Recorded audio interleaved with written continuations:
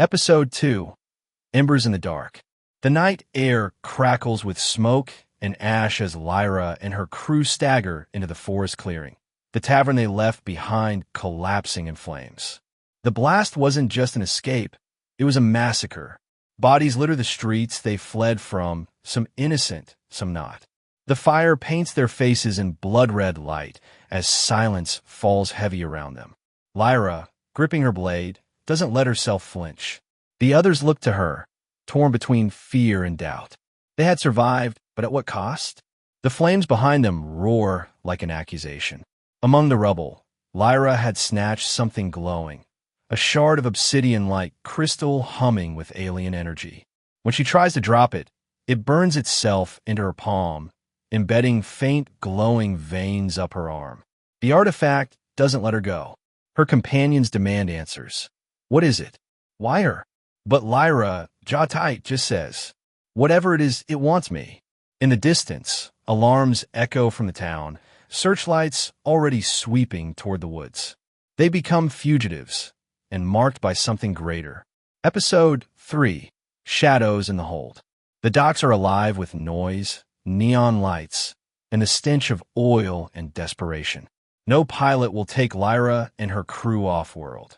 The word has already spread of the tavern explosion, and no one wants fugitives on board. Desperation drives them into the shadows of towering cargo containers, where whispers spill from drunken dockhands. A freighter is leaving before dawn, bound for the very system Lyra seeks. The ship looms like a fortress, armored hull, guards prowling with rifles, spotlights cutting across the docks. The crew waits, crouched in the dark, until an opening appears. Slipping past the guards, they crawl through rusted vents and drop into the hold. At first, it looks like a maze of sealed crates. But the deeper they go, the more they hear it, muffled cries. One crate isn't filled with weapons, but with people. Slaves, shackled, starving, eyes wide with hollow despair. Another row of containers reveals the other half of the cargo. Sleek black market weapons humming with illegal energy cores. Enough firepower to arm a rebellion or burn a planet. The crew is shaken. One companion whispers, "This isn't cargo, it's blood and war in a box." Lyra feels her throat tighten. She could walk away, pretend they saw nothing, and hide until the ship jumps. Or she could risk everything to free the captives, knowing full well it would pit them against armed guards in the belly of a ship that could launch into hyperspace at any moment. Her smirk returns, but this time it's sharper, darker. Looks like our ride comes with baggage. The choice is made. Adventure isn't about safety. It's about the fire in your chest that refuses to bow. The air inside the cargo hold turns sharp with violence. The crew's cover shatters when a guard spots them, shouts an alarm, and bullets rip through the silence.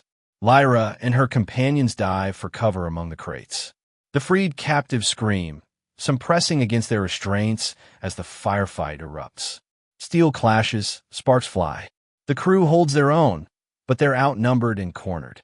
Blaster fire scorches the walls, guards shouting for reinforcements.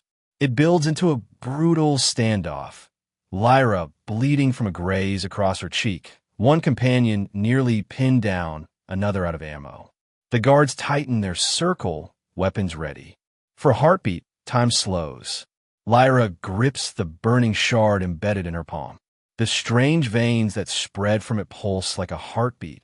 And in that moment of clarity, she understands. The veil isn't just binding her, it's a conduit. A bridge. Get up, she hisses to her companions. Her voice cuts through the chaos. I can share it. She thrusts the shard outward, the veins flaring with searing light.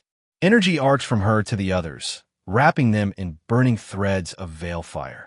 Their bodies jolt, eyes glowing faintly, breaths catching as raw strength floods through them. Each companion manifests differently.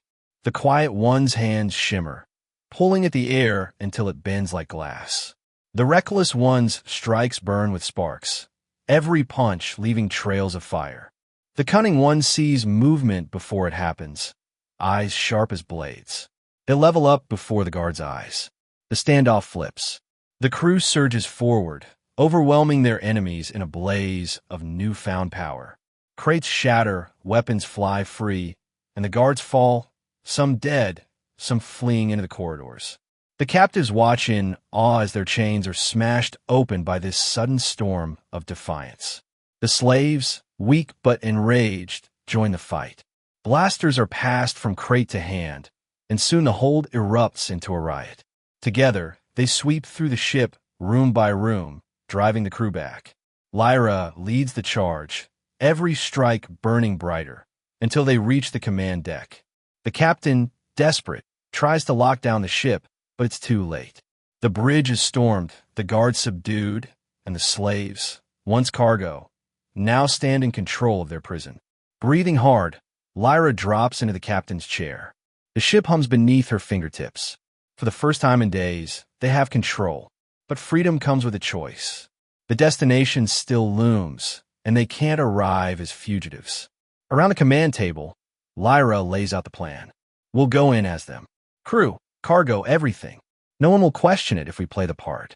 The freed slaves nod, determination sparking in their hollowed eyes. Some know the mannerisms of the guards, others the workings of the ship. Together, they weave the deception. The stars streak by as the vessel speeds toward its next port. Lyra looks out at the void, her smirk returning.